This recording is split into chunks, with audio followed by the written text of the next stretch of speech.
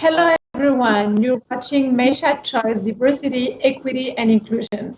I am Neza Alawi, founder and CEO of Mesha Choice, the New York-based company that empowers women on a daily basis. I'm here today with Jan Dams, our VP Development, and our experts, Teagarden and Bahia Oddi. Hello, Jan.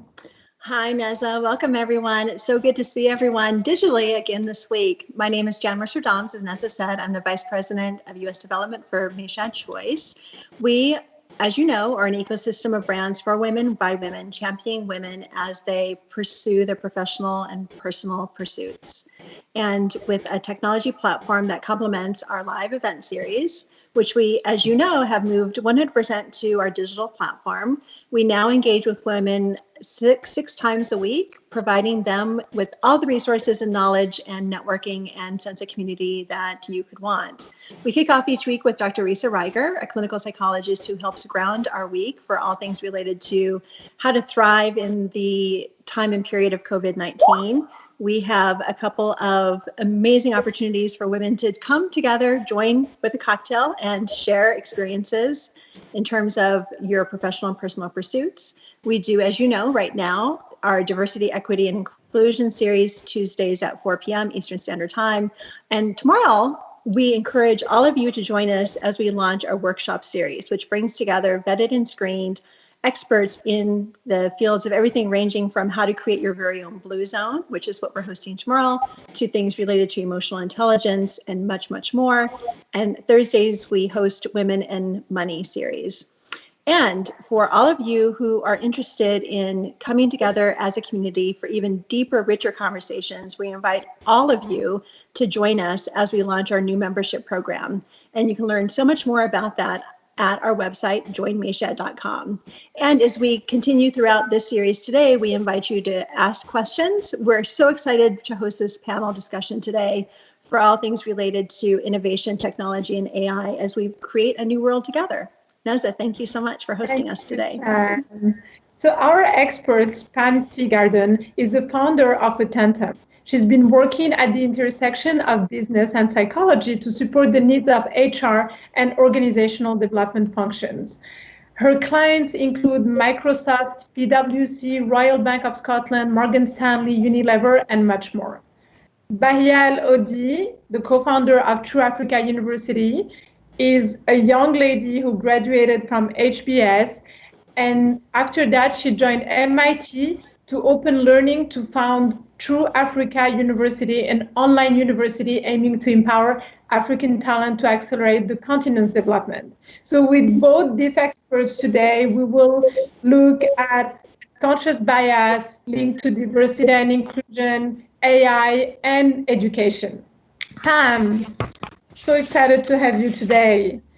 So Pam, despite the promise of AI, 23% of all HR professionals recently surveyed are concerned that AI in HR could even perpetuate greater increases in biases in hiring and talent development. Why is this?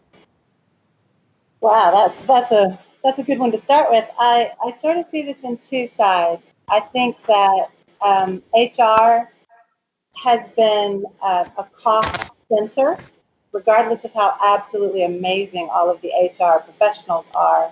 It's a cost center. And I think what happens in that scenario is that they don't always see themselves as strategic.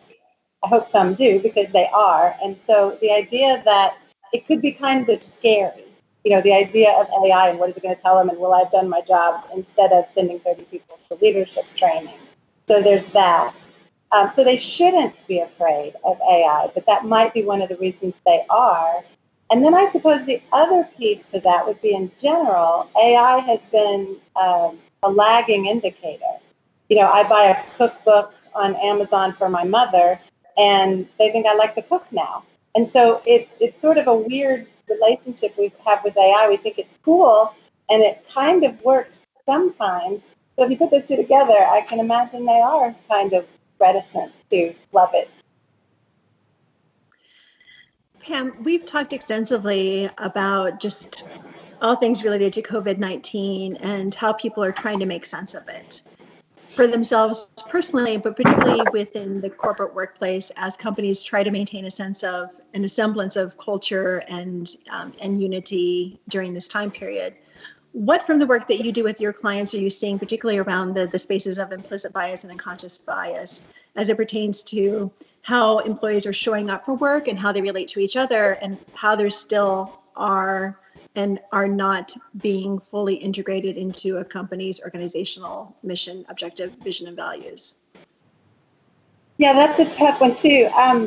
I suppose because implicit bias has never been solved, I use air quotes on purpose, it was already an issue going into this. And now we're seeing it play out socioeconomically on the front lines worldwide. And I love the idea that we're seeing it played out on the world stage because it's outside of any one corporation's walls, right?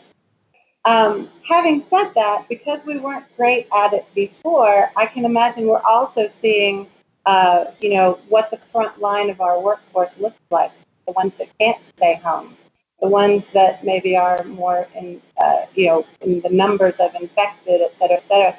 And so it could go either way. Either we're going to unite around the idea that we're all human and this could be a catapult for that, or we're going to see the differences and react politically to them. So I hope the latter is not the case.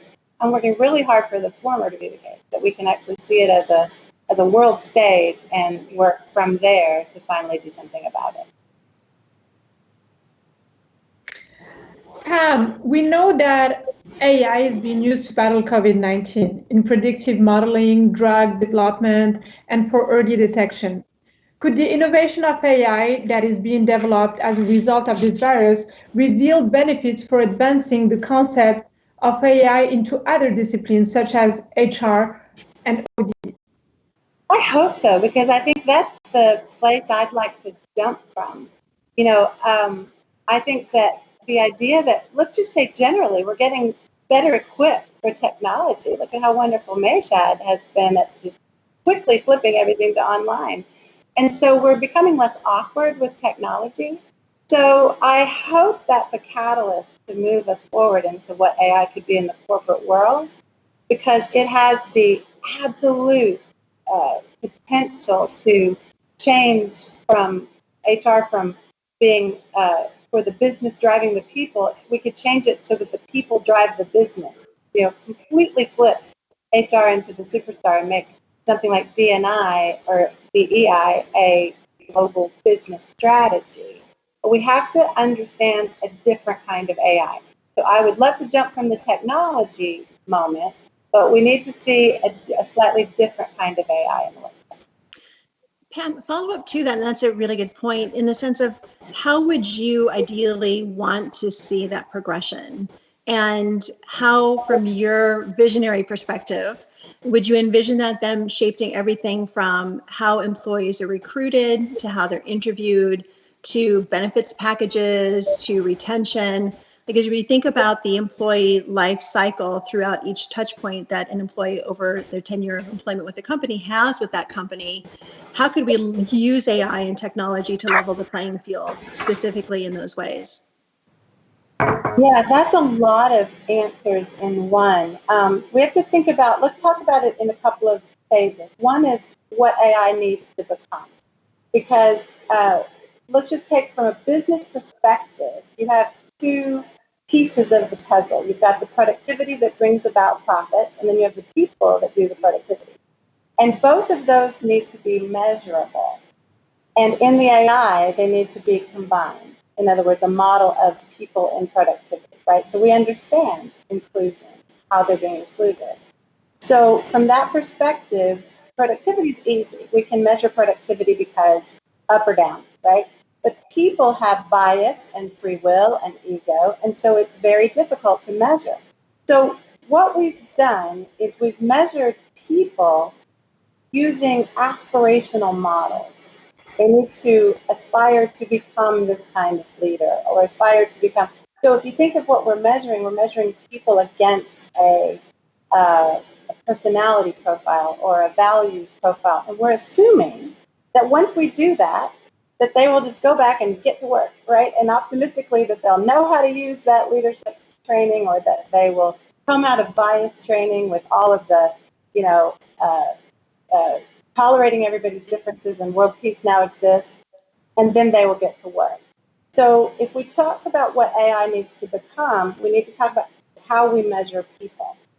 And I'm certified in 30, 40 psychometrics. The psychometric measures your psyche against a model. And I've already said where that's personality or values, it has to be translated. So we need to actually find, and this is part of my research in business, we found that we can measure the psyche against performance. So we're measuring the performance mindsets that people choose to use in their workplace. Now, that means that psychometrically we're seeing how people engage in performance, right? So that's the same measures. That's a good thing. Now, the rest of your question was, how does that then move into us dealing with business decisions or fairness or, any of the recruiting, all the functions, etc. Once we understand how the diverse mindsets of people can be appropriately inclusive in performance, then we've got them, and there's a whole long list of how that happens. But let's just say that if I answer this survey and understand that we can organize the existing team around inclusion in performance, I'm now apt to look for my opposite. Even if it's another white woman who's 54, with red hair, I'm going to look for someone who thinks opposite me. Remember, that's the business case for diversity in the business. Once I do that, we can then go out and recruit or even internally find someone from a minority group or someone who looks different or whatever it is we're looking for from the diversity side, the looking different side. And we can bring them in because they innovate the way we need them to innovate. So we're combining the business case of we want all the people in the world that look all the ways in the world with we want the diverse mindsets. We're combining that into one measure. So now what we've got is they take a survey, we organize everyone in strengths-based AI that has to do with business, and then we recruit in the diversity for inclusion. Now the playing field is level. They can't overestimate their abilities we always have the typical male overestimating, women underestimating. A psychometric, fixes that to the extent it's possible. The fact that we're looking at performance mindsets makes it less biased. So we're actually looking at how people work and how they look in the same model, which means that we have the ability now, even if you take something like some of the sexual harassment cases, where you've got a woman who doesn't know I'm not saying I do not want to paint a picture of ignorance or victim mentality, but, the only way I can get ahead is to, look like the person who can do the job. So then then that power struggle that exists in a lot of the Me Too movement is about me trying to prove that and the power coming down and saying, here's the power struggle you have to deal with. If we sort of all knew and decentralized the idea of how much of a value we were and understood who we were, that power struggle would begin to disappear. Not all the yucky people in the world, but that power struggle would begin to sort of disappear. So we'd have fairness, equal ability to move forward, knowing how we are valued at work.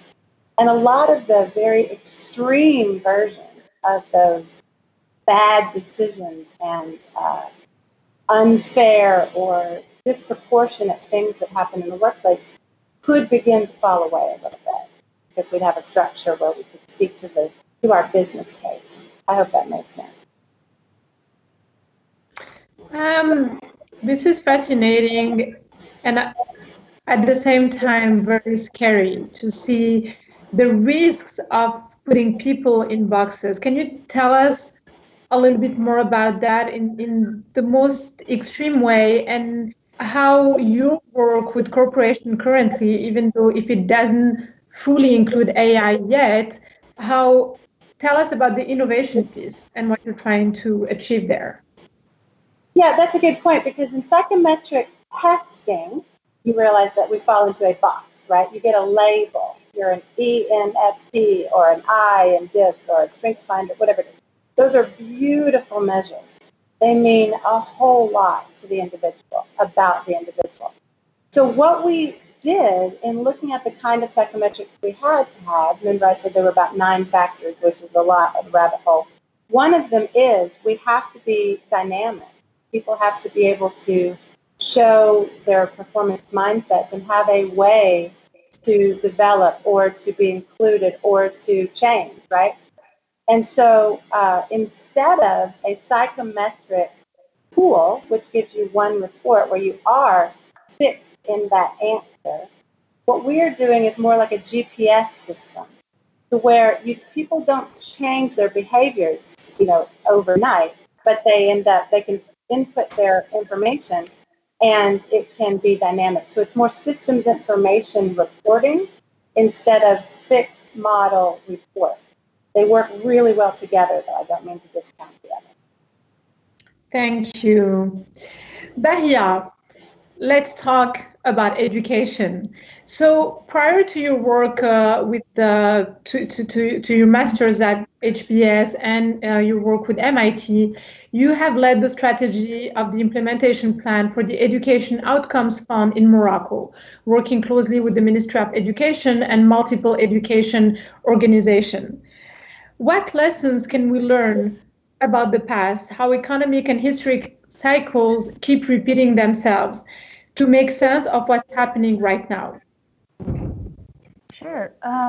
Very good question. That's interesting work, because basically what we learn is that there are always the same underlying issues coming and we don't fix it, right? And often when we look at Morocco or Africa, we speak about infrastructure, what we need to do to develop the country, and often we forget that our most important infrastructure is our human infrastructure, right?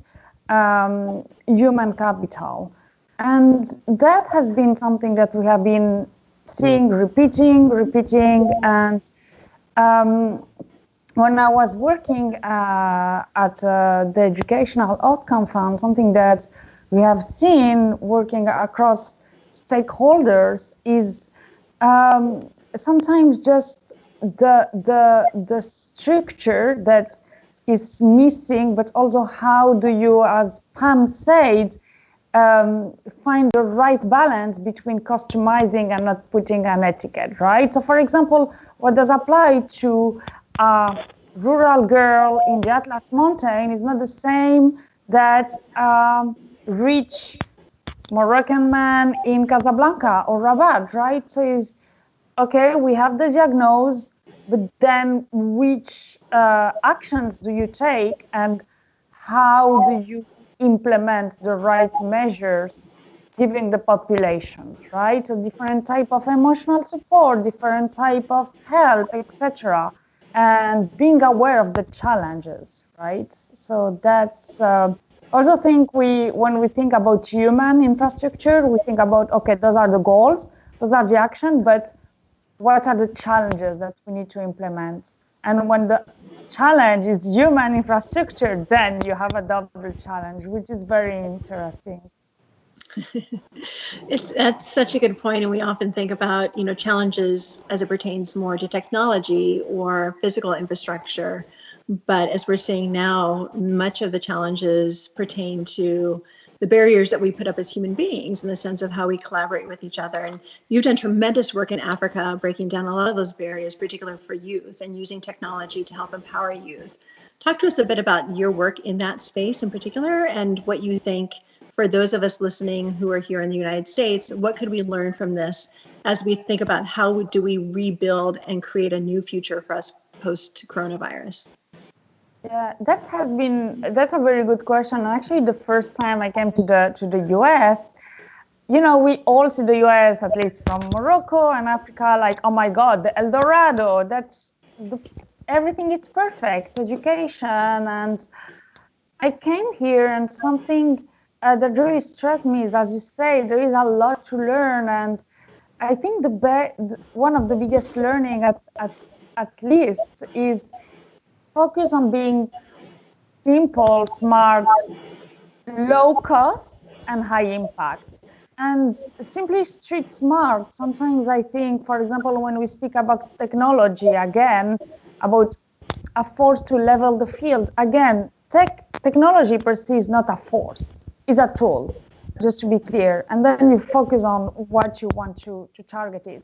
So for example, right now we see coronavirus, everything goes online, fantastic. We forget that in rural areas, kids don't have access to internet, that houses are full of people. So how do you fix that? And then you go, for example, in countries in Ghana, in Kenya, in Liberia, where we are aware of those problems. And simply when I say tech smart is SMS. You have an ESA, for example, education that use SMS to deliver educational content, or teachers. Ubongo is another company which use TV, is educational series. So how we can be smart about not using VR tools and all these, but using your TV, your SMS, and for example, even when I was at MIT, we run a pilot and it was using WhatsApp. And we literally reached 100 students across 5 countries with a simple parrot getting viral on WhatsApp. So just be smart. What's your goal? This, okay, let's be cheap. Just be cheap. Just think that you have $1 in your pocket. What do you do with that? You know, I want to go back to also something that we were talking about at the beginning of the show as well, from the perspective of the importance of the global experience. And you have done so much work in Africa, and you also have Spanish roots as well. And I'm wondering if that has played a role in how you see the world and the interconnectivity of things. And if there are lessons for us here that we can take from and implement into how we think about, because you're right, COVID-19 is a global pandemic. And I think that from a communications and from a humanity perspective, there are many things that we can learn about what's happening now in this period of time as we think about the future that we want to create for ourselves and for our communities and for our larger ecosystems in the world after we all go back. Yeah, that's a very good point. So something that I saw, I mean, working across different countries, being half Spanish, Moroccan, it's really the power of diversity and how, as Pam mentioned, as we can read everywhere, like being with different gender and races brings a better world in general, right? But we are still missing that, and this is across the board. Yes, in Morocco or in Africa, perhaps we see it more, but still here it's very, I mean, shocking. In the US, for example, the rate of death among pregnant women are higher than in Liberia, right, or in Libya.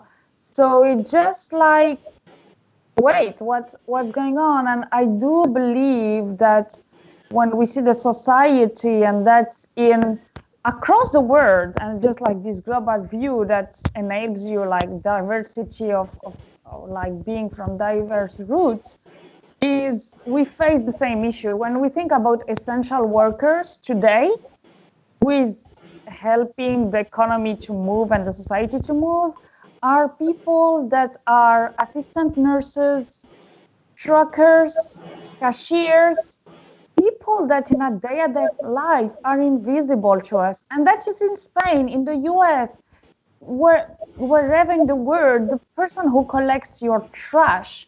So I think that is important for us to think in terms of diversity, not only race, not only gender, but also social status, about, wait, how do we value the contribution and recognize it in our daily life, not only in an epoch of crisis, but in our daily life. And that's something that we have to take into account. Women are dying more of this crisis of the pandemic in certain areas because they're lower paid, because they're nurses. And you know what? this is not normal, and they are saving us. So I really believe that being diverse and having this view of what's going on everywhere enables us to see the structural problem of our societies across the world, and actually what helps you to function today, right? And you really think about if it's really Wall Street, I'm saying it's oil in the machine is very good, but it's also the person who takes your trash every single morning. Thank you, Bahia, for enlightening the importance of diversity, even when it comes to jobs. Because if we were all executives, we wouldn't be able to function in this world. And it's true that this pandemic is highlighting the importance of every one of these little jobs that we take for granted. And there is nothing little about those jobs, by the way, but every one of these single jobs that make our life possible, that make us be able to take the stock markets up and everything that is related to the Fortune 500 big companies. It's these jobs that create the diversity in society. So education definitely levels the future of generations, upcoming generations, in terms of equality, gender equality, race discrimination, and so on.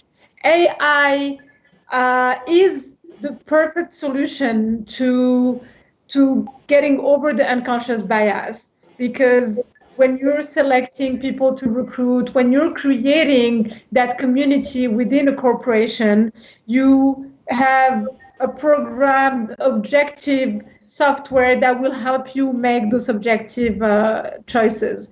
So, Bahia, talking about technology and in terms of social impact, how technology can help here in the US as well, in better the education system. Is there anything? I love what you said from your experience at MIT, where they told you, okay, think of solution as if you have $1 in your pocket. Tell us a little bit about those innovative solutions that just came out of a workshop like that. Yeah, so about technology, again, it's as I mentioned, I don't think it's a solution. I think it's a tool, right? We are the one that says what's the objective, what's the mean to reach it, and if it's technology, great. Perhaps no.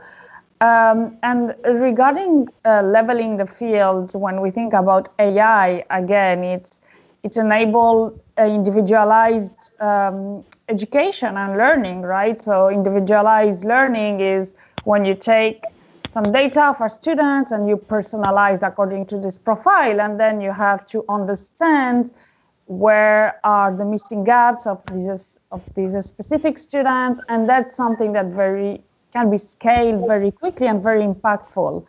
And that's something that, for example, ENESA, that I mentioned before, is doing. Ubongo is using it too. When we go even like in India, Baiju, which is actually coming in the US, and it's the same thing, is using mobiles, and you don't need this amazing VR. So Bongo, ENESA, and Baiju, what are they? They are... Oh, sorry, they are tech companies. So ENESA is the one that enables through SMS. So you are a student at your home.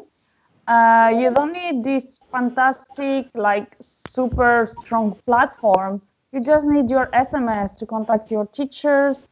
Peer learning, which is when you learn from your peers, your colleague, and it's an SMS tool. It's a WhatsApp.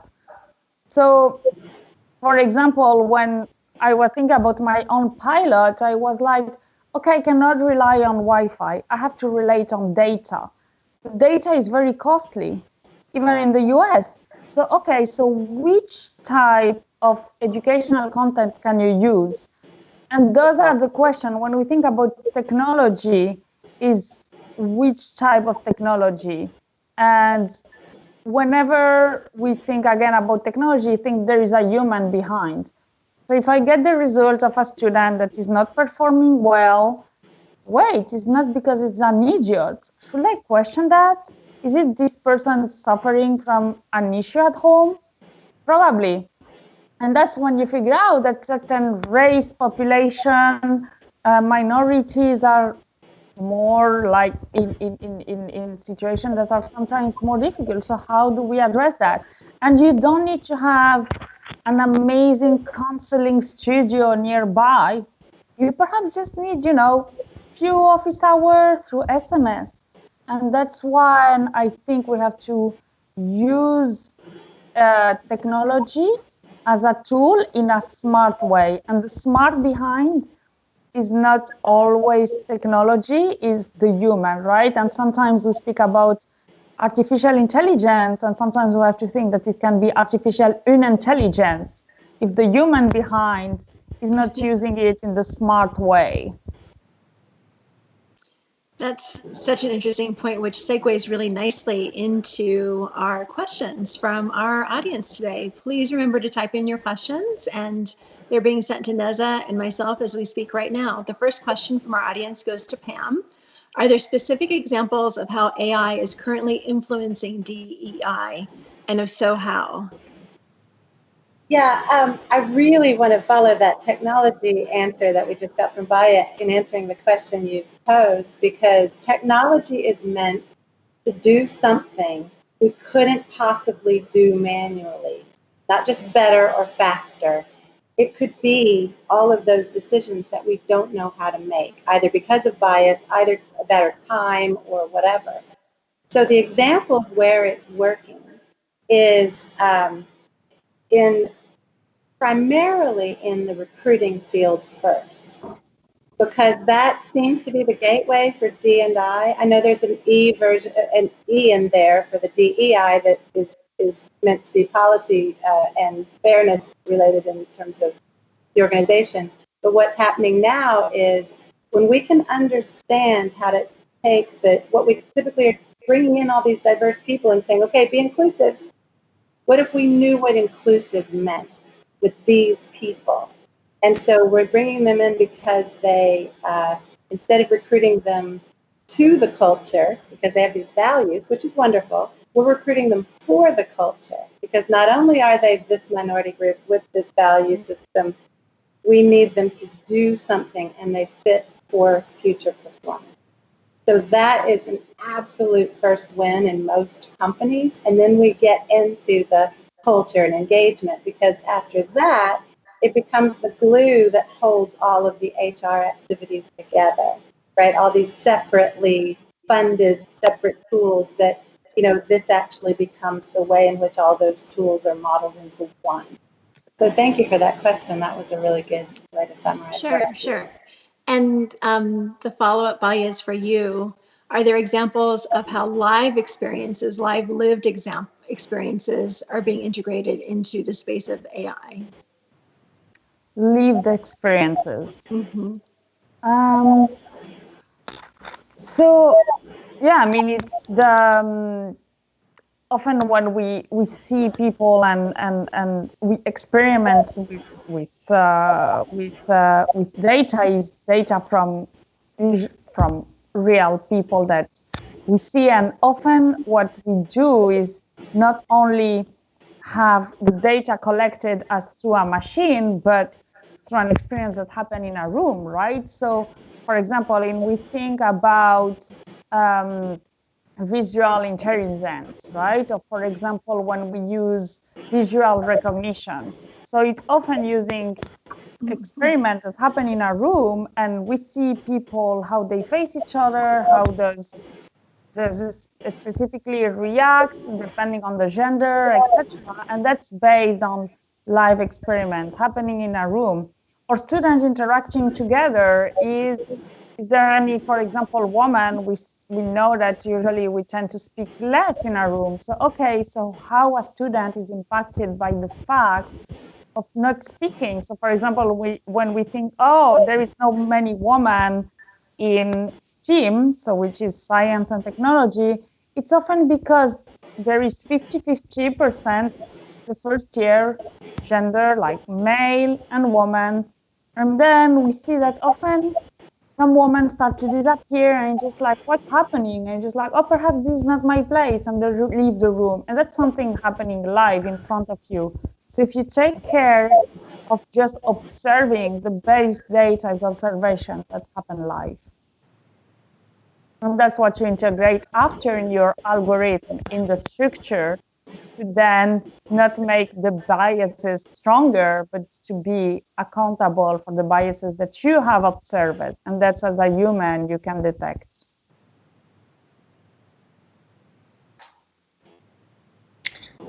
We have a question here to Pam. AI may not be as objective as we think. It's still a human program system. And this is, Pam, a conversation that we had in the past. So please tell us what control tools or bodies should be set up to control it if it doesn't become biased. Wow, I was thinking in terms of what I just said as the answer to the last question. I was like, wow, I wish I could have had the answer. This is literally where that goes. Because what you say about technology being only technology, it has to be, there's a person behind it and there's a person after the model is created. So what if we put enough diversity behind? What if we put enough diversity in the programming? We make sure that it's not a group of white boys or just women, and that we put enough diversity in the team. Cross-generational diversity, race diversity, gender equality. Right, and so I think there's two sides to that, because one is, this is just a model of whoever we put in it, right? So when I say that this model is created so that we can understand the diverse mindsets and how they fit in the productivity goals of the company, be all white men, right? All white gray-haired men. I hope not, because that would just be a horrible example of a result. But if the company has this tool to understand diverse mindsets, and then you go out and have a campaign to bring in the headcount you need, then what you're looking at is, yes, I could hire a white man to innovate this way, and he might have all the various, resumes and all of the background to say that he does it better than the diverse minority person that is sitting here. However, when you bring that person in, you now know how far they are, what development they need. So you begin to do, and I think this dovetails right nicely into the education side, you personalize onboarding deeply. I can't pretend I'm something I'm not. You can't assume I know how to do it from any way in which I've said on my resume. So it personalizes it so that I can bring in that minority headcount that we need and bring that person to the level that they need to innovate the way we need to innovate them, or whatever. So there's all kinds of pieces. We need to also continue to get STEM. We need to continue to look at underutilized markets and entrepreneurship, all of that. But when we get someone to come in the door, we need for them to have a map of how far and what we need to give them so that they can have what the company needs. So it's too easy to hire the person that has the resume, right? When what you really need is just a little bit more effort and onboarding to bring in the person that you need for the other side of diversity, because diversity and inclusion need to go together. The next question from our audience is brilliant, and it speaks to how the end user experiences AI on a daily basis. Currently, AI typically is a woman's voice: Siri, Alexa, GPS, your iPhone, directions. How are those decisions made in the sense of how a consumer experiences AI, and why are most of the voices that we hear actually female voices? Well, you mean in terms of my stuff, or the Alexa and all of the other? Like Alexa, Siri, GPS. Unless you have your Waze programmed to Cookie Monster, which I love Cookie Monster giving me directions. For the most part, it's actually a female voice. And so when we think through how AI is being utilized, what decisions were behind these tech platforms' ultimate objectives with feeling like a female voice would be friendlier for the end user, and why? Absolutely. Well, one of the ways in which people make decisions around what voice sounds more soothing. I'm sure they did a test market of what voice do you like to hear. And I know I had my ways programmed a boy band, and so they sang every left turn I was supposed to take in harmony. So you do need a variety of voices. But what I find interesting in the fact that they chose a female voice is because there are certain, we can only have one president of the United States, and it can be a man or a woman at any given time, right? I mean, knock on wood. However, because there's only one choice, we need to have fair and equal access to being that choice. So if everyone chooses a female voice for that and a male voice for this, I just want to know that they were both equally considered, and that sort of the majority wins, or whatever the world, because you can only pick one, right? Or that you have the programmable way to make it for yourself and personalize it. So it's an interesting question, but you got to be really careful when there's only one choice and both people could be it. Because just because we shouldn't hire a white man for everything doesn't mean we shouldn't hire a white man sometimes. So it's a tough dilemma. So that's why it's an all. So the next question is for Bahia. Bahia, we know that the biggest problem of education in Africa is the physical access to schools in rural parts. Isn't this pandemic leveling all countries to find solutions to remote learning? How is this going to advance positively the access to education in developing countries? Yeah, that's a very good question, and I do believe that there will be a need for everyone, and especially also the communities, to think about, okay, the infrastructure is not here, the digital infrastructure, how do we use the most basic we have to reach the students? So again, we come back to the point of SMS, right? So basic messaging, or WhatsApp, or TV. And also when we think about distance, that's a huge problem, as you mentioned, in Africa and in many other countries, is, okay, you have your best-in-class teacher who is in Lagos. So how this teacher in, for example, in northern Nigeria can reach the students? So you use TV, right? And you just broadcast, and TV doesn't need Wi-Fi. You have basic electricity. People have even the largest TVs, and I don't say in size, but in wide, so all TVs. So it just works, and I think that will level up can help to level up the field in education. And we have seen even in China. In China, they manage it, because it's true, it's an authoritarian country, but it works. It was like, okay, from this hour to this hour is educational TV shows. And you know what? You turn off all your programs. And if you don't do, somebody will come at your door and remind you that it's the hour for your children to watch the TV. So I think that's kind of smart solution that we didn't used to think before. We are going to be forced to, because the reality is we don't have the infrastructure here. Yeah, I think that's one of the multiple possibilities, teachers, content, but also peer-to-peer learning, right? So even if we are not together, is how do you create those connections through SMS, again, very basic tools, phone calls, to help each other and review and exercise. So that's how I think we are going to be forced to think more about the people that are usually marginalized, because today everybody is isolated at home. One of the interesting things that we see happening here in the United States, of course, is that schools are closed. And so children are now being homeschooled at home. And I'm wondering, and would be interested to get both of our panelists' responses to this as well, is that when you look at those seismic shifts that have created disruptive change here, particularly in the United States, like 2007, 2008, we saw the global financial market collapse, just globally, but as it pertains to what's shifted there here in the US, then we saw the burgeoning of the fintech industry, right? Making more financial products available to the end user via technology platforms. And I'm wondering if now we'll also see a burgeoning of the ed tech sector here as well.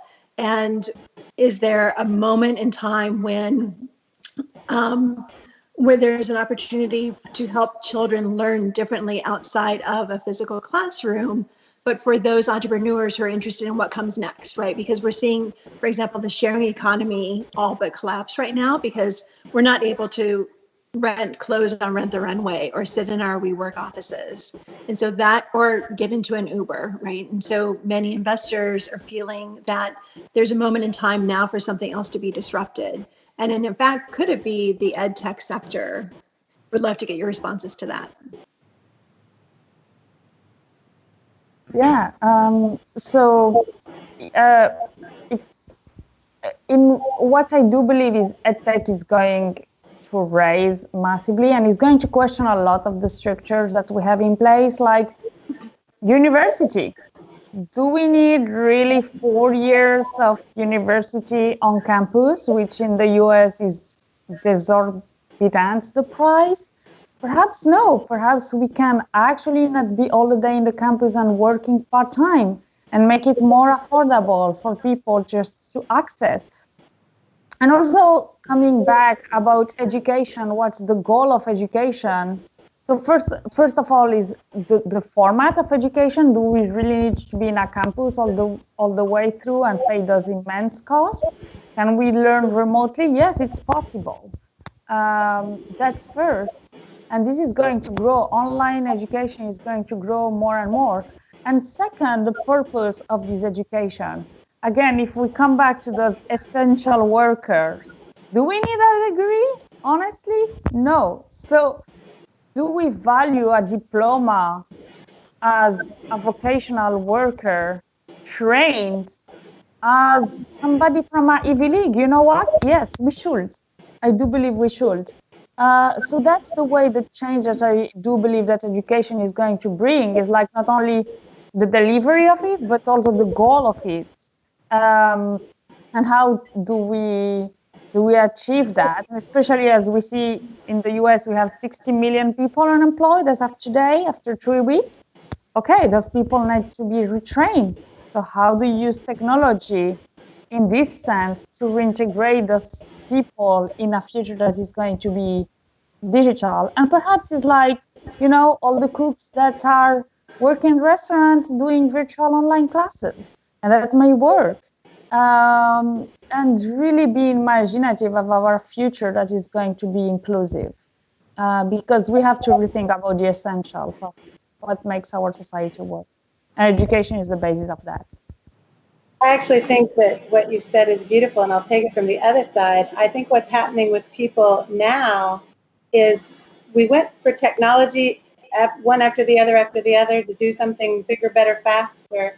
And it became a moment in the corporate world, anyway, where we saw that we were not able to pass down our values from you know, let's say grandparents to grandchildren, because we were all learning about privacy on Facebook or something like that. So we lost the ability for storytelling that would have ethical and moral development within it. And so now we have this moment where a lot of our technology doesn't work, you know, in terms of we can't do Rent the Runway, et cetera, et cetera. And we're also sitting in a home all together with all the various generations, talking and learning and really understanding values and, you know, what you can watch your child being educated. You don't go to school with your kid, you know, you can do all of these things.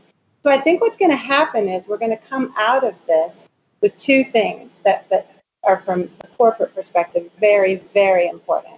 One is we're going to understand a lot more about our authenticity.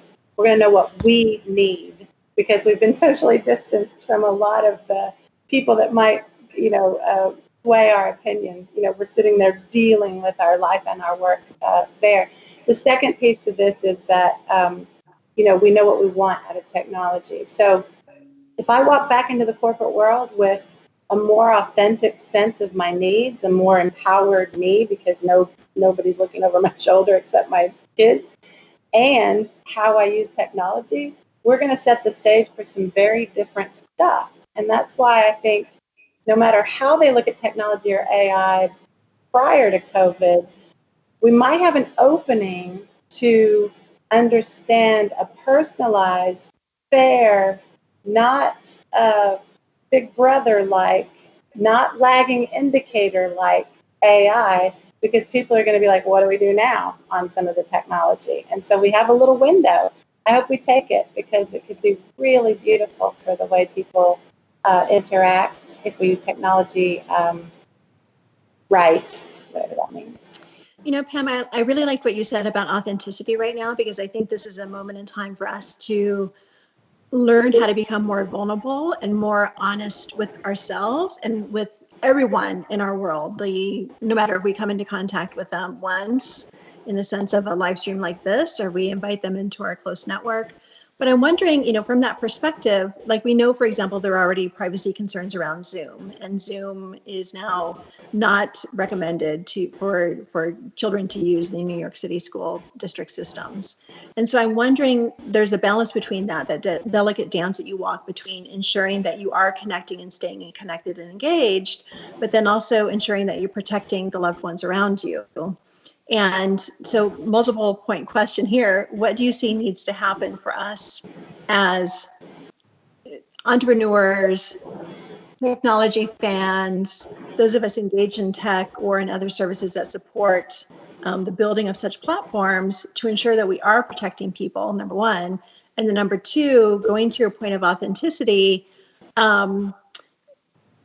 how do we do that in such a way where we feel like we are in a trusted space where we can show up as our authentic self? Because the feedback that we often get is that it feels very safe and protected being a part of a big live event, for example. And that's something that we do at Mayshad. Before COVID-19, we threw very elaborate networking events for professional women to be able to connect and engage and network with each other. And there was something very loving and very special and very productive about doing that for yourself and for your business. And now we've moved all of this online, right? And so how do we still ensure that we're able to take off our masks, which is something that we say often in Mayshad, and show up as your true authentic self when you know that you're in front of a computer screen, right? And so those kind of go hand in hand, right? The authenticity, then also the protection of ourselves and our loved ones. Absolutely. So from both of your perspectives, what needs to happen in order to move that needle forward? Well, I think I wish I was better prepared to say something about security. I'm not that kind of person, but in terms of what my expertise is. But what I really hear from your question is, for the first time, the insecurity of the system, right, has been brought right to my home. I understand the elections were messed with, and I understand all these other things bigger than me. And that all sounded like somebody else's, well, I shouldn't say that. It didn't, but it could be that people push that aside as, we're fine. So I think what's going to happen is twofold, and I don't know literally how it will be addressed, but I think we're going to understand the importance of that security, because it affected us literally in our own home. But I also think we're going to understand that we can't live without the technology in some way, because I was able to attend my family's Easter Easter dinner on the program of Zoom, and so I hadn't thought of that before, and so I think we're going to have the idea that we can't live without some level of technology, and we really, really, really, three reallys, want the security to be there. And so it's going to be top of mind to create some of the norms and rules in our family or in our corporations to make sure that does, that we actually use it correctly. But I think we're also going to stand up, and all of us are going to require that companies actually tell us what they're doing to keep us safe. And I think the elections were just a part of that. This became the rest of it, because now they're wanting to get COVID data from our phones and track us and things. We're going to get uber careful about the way that we talk about security, and I think that's important. We're going to ask for it and buy because of it, and I think that's going to be amazing. But we're not going to give up on technology. Thank you. This is a question for Bahia. How can interactive education happen and peer-to-peer education happen using data and not Wi-Fi. Are we close to that solution? To use data or not Wi-Fi? Yes, I mean, that exists. So what you, for example, again, I'm taking the example of SMS or messaging because I find it brilliant, or even WhatsApp. At the end of the day, you get the data, right? So even though, let's say, you don't have the superpower machine there in the place of the student that needs Wi-Fi, etc., you still can connect the data, right? And once you collect it, you can examine it. So, and you collect it just receiving the answer through SMS. So yes, it is happening, and even peering students. Is it a scalable solution? Is it a solution can be used on 30 or 300 students, or is it more of a one-to-one exchange?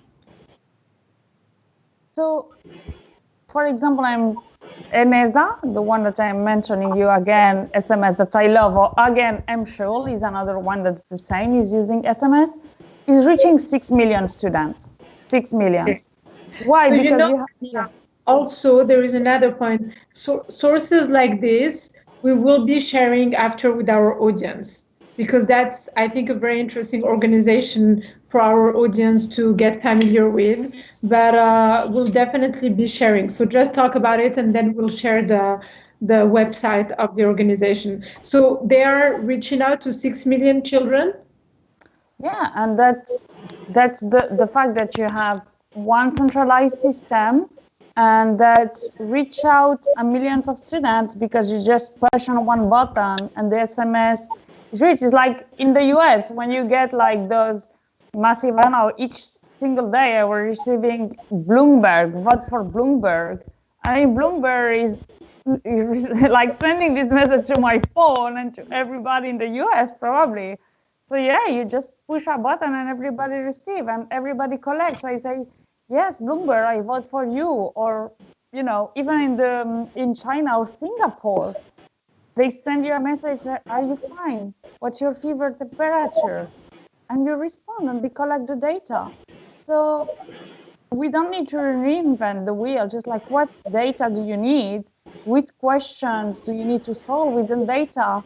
And what's the goal of solving this data? Solving this question. Perfect. It was such an exciting conversation with both of you and Jan. Jan and I could stay here for the next hour listening to this. Thank you, both of you ladies. We were watching Mesha Choice, Diversity, Equity, and Inclusion with Pam Teagarden and Bahia Oddi. You can find them both on LinkedIn. We will be sharing more of their profiles through our next newsletter, and the sources. Please feel free, both of you, to share sources with our audience. Thank you. Thank you very much. Thank you. Thank you all. Thank you, everyone.